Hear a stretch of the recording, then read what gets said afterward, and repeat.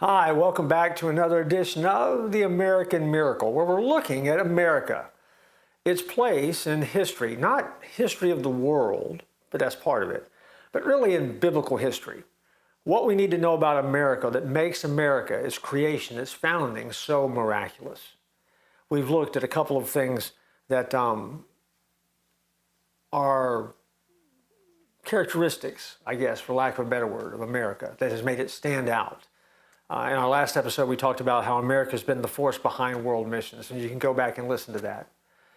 The other thing that we want to share today, the new thought we want to share for today, is America has also been a friend to the Jewish people.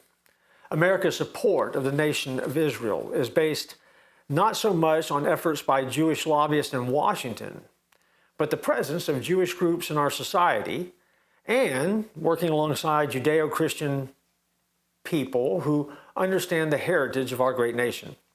President Truman's determination to recognize Israel as a modern state was fueled by his lifelong belief that in the book of Deuteronomy, God gave the land of Israel to the Jewish people for all time, and that drove the president to being one of the first to recognize Israel and its reestablishment as a nation.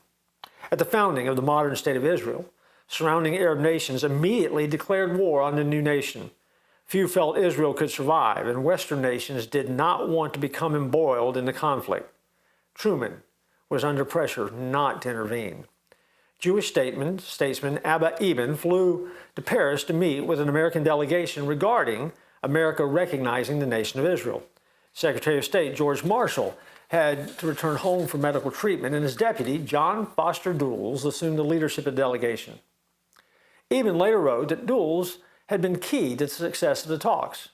Behind a dry manner, redolent of oak-paneled courtrooms in the United States, there was a certain strain of Protestant mysticism which led him to give the Israel question a larger importance than its geopolitical weight would indicate.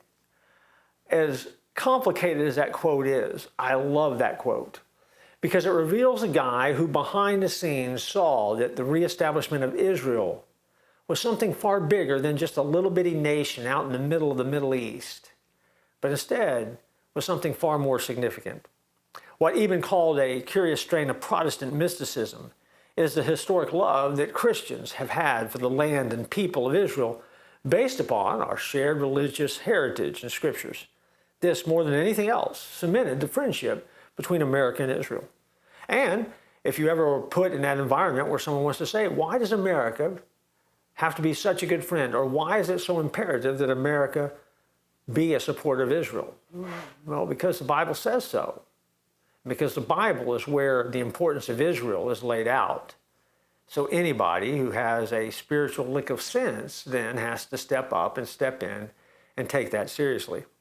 God promises to bless those who bless Israel, and he has amply fulfilled that promise. America has been abundantly blessed as a nation, and I am convinced it's because we have blessed the Jews. And so, another reason that the miracle of America continues to unfold even today.